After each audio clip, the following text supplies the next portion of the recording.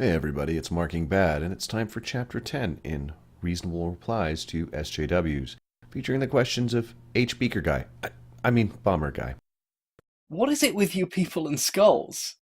At various points throughout history, various philosophers and writers have referenced skulls in an attempt to remind themselves of the mortality of humanity.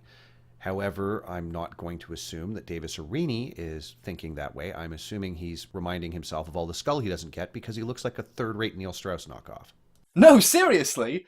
What is it with you people and skulls? Listen, HBeakerGuy, I haven't talked to Mundane Matt about why there's a skull in his avatar either. I'm guessing he's showing you the part of his body that caused the giant crater in his desk with all the head desk moments SJWs frequently cause people. For the last time, what is it with you people and committing actual literal felonies? Like, you might want to work on that? I mean, I thought the Ralph retort was so rational when he was fantasizing about beating up women with dyed hair, but then he assaulted a police officer, and finally I was convinced. You're just desperate to beat that composition division fallacy like a dead horse. Well, other than Ralph and the guy that had a warrant out for his arrest for revenge porn, do you have anybody else that you disagree with who's clearly on a felony rampage? And maybe it would be fair to mention at this point that Devin Faraci, Matt Hickey, Hugo Schweizer, Jamie Kilstein, Leland Yee, and Robert Marmeo and John Gameshi have all spoken out about the online harassment of women in a anti-Gamergate context and have all been since accused of alleged sexual assaults and rapes. So if we're going to count who's got the side that appears to be more criminal, it doesn't look good for you. And that's besides the fact that we have one of two situations that are not particularly good. One is that there are a bunch of really creepy people involved in anti-Gamergate commentary, or that there are people involved in anti-Gamergate commentary that are willing to weaponize allegations of sexual assault and rape. Honestly, either of those cases is really kind of scary and really should be something that people within the anti-Gamergate community, as it were, should be addressing.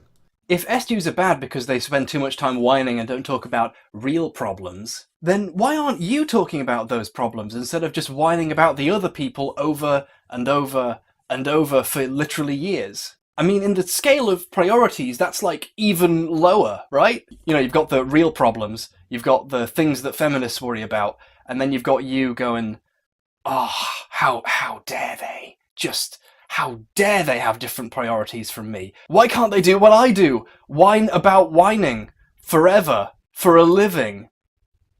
That's healthy. Apparently you haven't looked at my channel or my Twitter account or my Facebook. Granted, I could forgive you that since I'm pretty sure you're quite happily ensconced in your echo chamber in your safe space.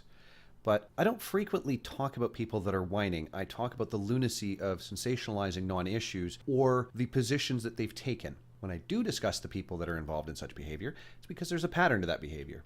For instance, this is the first response video I've done in some time because I found that I really don't enjoy response videos, and I prefer to explore talking points that are presented by feminists, as an example. I find many of those talking points to be logically inconsistent, facile, and poorly examined, and I think it's important to address the logical inconsistencies presented in those positions and opinions. Why is trying and failing to debunk a study into sexual assault the number one priority for a rational thinker now? Does it maybe say something about your priorities? Does it maybe? Nah, it's fine, it's the feminazis, we have to stop them. They're taking away our video games. Look, Anita, I'm sorry, but I can't, we can't actually destroy video games. That doesn't make any sense. I'm fairly certain that Sargon issued a correction video, and I don't know that you ever addressed it. If you did, feel free to mention it to me, and I will accept that you have already addressed the issue. But here is a question for you. Why is there an insistence on presenting factually inaccurate data, riddled with confirmation bias, questionable methodology, and cherry picking? And why is that so important to feminists, specifically in the context of sexual assault tracking? And is there a reason why the statistics they use are intentionally spun to demonize men at every turn? I mean, some questions you might want to consider. Why is a literal teenager's different definition of racism from you so horrifying that you all have to go, no! No, we have to stop him! We've got to debunk him now! Ah! Why do feminists insist on a dictionary definition of feminism, regardless of the demonstrable actions of feminism, but insist that a non-standard sociological definition of racism or sexism are the more relevant definitions?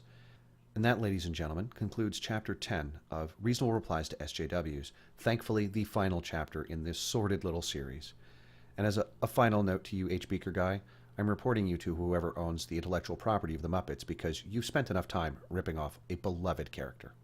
If you have questions, comments, concerns, or irrational hatred, or you'd like to donate to my Patreon, which I just started because I got a shill, find me here in the comment section, or on Facebook and Twitter, or at Patreon. I'll be including a link in the low bar. Yes, I know, I'm a disgusting shill.